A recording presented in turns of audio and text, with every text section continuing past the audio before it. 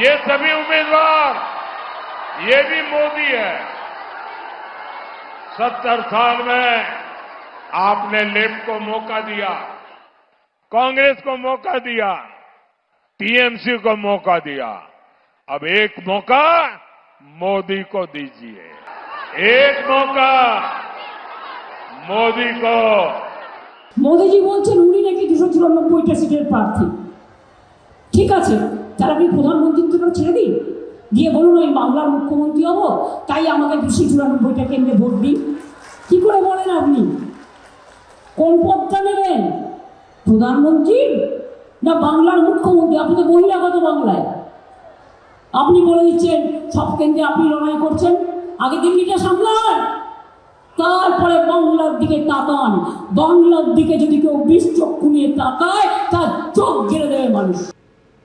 আজ খয়রাশোলের সভা থেকে কেন্দ্রীয় স্বরাষ্ট্রমন্ত্রী অমিত শাহ বলেন, দিদি নিজের ভাইপোকে মুখ্যমন্ত্রী বানাতে চান, আর নরেন্দ্র মোদী বাংলার যুবকদের সমৃদ্ধ বানাতে চান। বাংলার আগামী মুখ্যমন্ত্রী জন্মসূত্রে এই বাংলারই হবেন। আর কি বলেছেন কেন্দ্রীয় স্বরাষ্ট্রমন্ত্রী, শুনুন।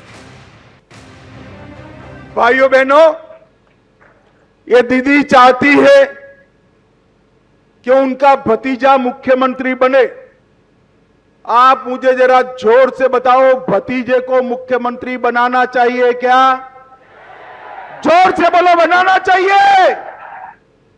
भाइयों बहनों, ये झूठ फैला ले कि बंगाल दिल्ली से चलेगा। आज मैं गुरुवर टैगोर की भूमि बीरभूम पर कहकर जाता हूं, बंगाल का अगला मुख्यमंत्री बंगाल में ही जन्मा हुआ, बंगाली में पढ़ा लिखा और बंगाली बोलने वाला बंगाल का व्यक्ति है। मगर दीदी आप खुश मत हो, वो टीएमसी से नहीं होगा, आपका भतीजा नहीं होगा, वो भारतीय जनता पार्टी का कार्यकर्ता। भाइयों बहनों, ये बंगाल का भला ममता दीदी और भाईपो नहीं कर सकते।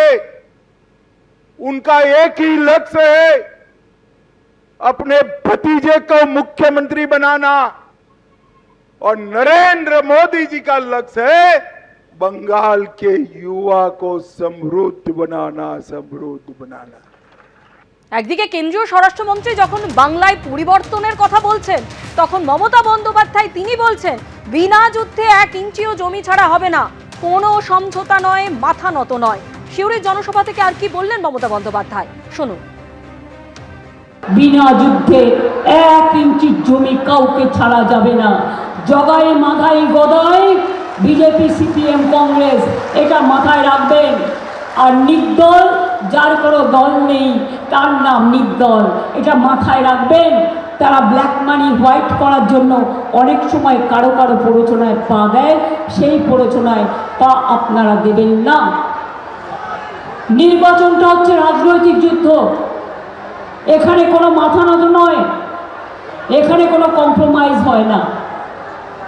মানুষের সাথে কম্প্রোমাইজ হয় মানুষের উন্নয়নের জন্য, মানুষের কাছে মাথা নত হয় মানুষকে ভালো রাখার জন্য।